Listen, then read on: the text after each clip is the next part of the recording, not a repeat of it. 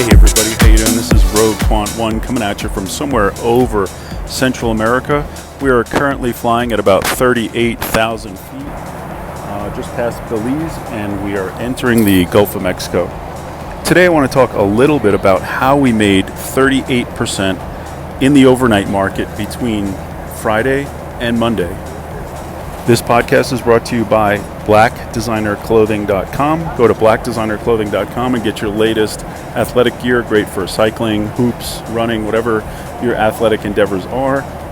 This podcast is also brought to you by iTrader Pro, bringing hedge fund quantitative analysis to the everyday retail investor. Okay, today I want to talk a little bit about how we made 38% in the overnight between Friday afternoon, October 9th, and Monday, October 12th. The great thing about this trade is that while we only invested about $4,500 to make approximately $1,800, this trade is totally scalable. Because we invested in Apple call options, whose market is quite frankly enormous, we could have invested $4,500, $45,000, or $4.5 million. Imagine investing $4.5 million on Friday only to make $1.7 million on Monday morning with almost no work. Okay, so here's what we did. We defined our goals and risk. First, our goal was to make about 30% on about $5,000, yielding approximately $1,700. This would actually pay for our vacation while we're down here. So our second goal, or second step, was to search for a trade setup and then plan the trade. They always say, plan the trade and then trade the plan, and don't deviate from it. I want to stress that we basically only invested about $4,500 because of all the volatility that could be entering the market between now and Election Day on November 4th. Our third step was to execute the plan via entry to enter the trade and then to exit the trade. So we defined our entry position and our exit position. Okay, so this is basically what we did. We looked at buying Apple call options at about $760 per contract, and we sold them at $1,055 per contract, yielding approximately 38% between Friday when we bought them and Monday, October 12th. And here's what we did. So first we searched for something that would actually yield that kind of return. We realized that we always go to Apple, by the way. We always first, before we start searching and scanning, we always look at Apple. Now the whole market, the NASDAQ included, had gone up, until August 31st and then screamed down to new lows. Apple had gone up to 137,550 and gone down to 105.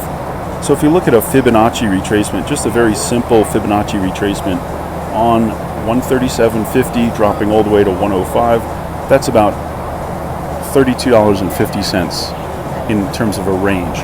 Now if that price was to retrace 50%, that would yield about $16.25. So if you had $16.25 to 105, which was the support level where Apple bounced off of, you'd get about $121.25. On Friday, Apple was trading at about $115, $116 per share. So we knew that with the Apple event coming on October 13th, and with Apple being sold off all the way to 105, that the Fibonacci retracement of reaching 50% on that retracement would be a high probability, 68% level on the Fibonacci. So we looked at buying the actual October 23rd calls, the 110 calls, which were trading on Friday at about $7.60. We wound up buying them at $7.61. So that means that the October 23rd calls on Friday, the 110 calls, were at $7.61, indicating that if the stock had gone to 121.25, our target on the Fibonacci retracement, by the 23rd, that those call options, those 110 call options, would be worth about $11 or more. So that's what we did. We basically bought on Friday the calls, but we first bought the puts. And I want to stress this. So we take a contrarian view on our own hypothesis, on our own thesis. So before just jumping in to the deep end of the pool with both feet, what we do is we bought two puts. We bought two $120 puts on Friday, and we saw what the market was telling us. We listened to the market.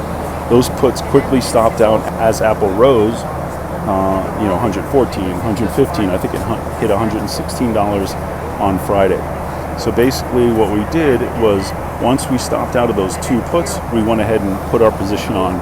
We bought 6 October 23rd, $110 strike Apple calls.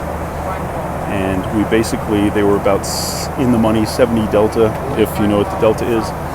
Essentially, those calls, if the stock retraced to the 121.25 target, those calls would be worth about $10 or $11.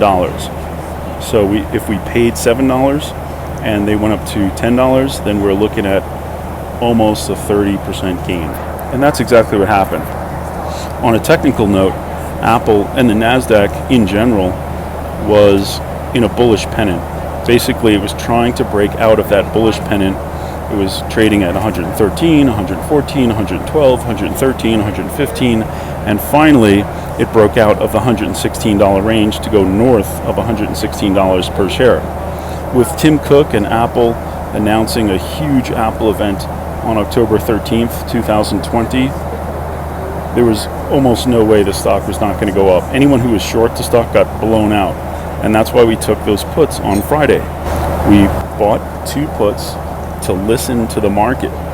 This way, we remove all of the emotion from our trading process. We think the stock is going up, but we bet against ourselves to about 30%. So in other words, if we want to go long 6 to 8 contracts, we'll first buy 1 or 2 puts to test the market out. Now those puts quickly stopped out on Friday as the market rose. Apple, Amazon, everything in the NASDAQ pretty much went up.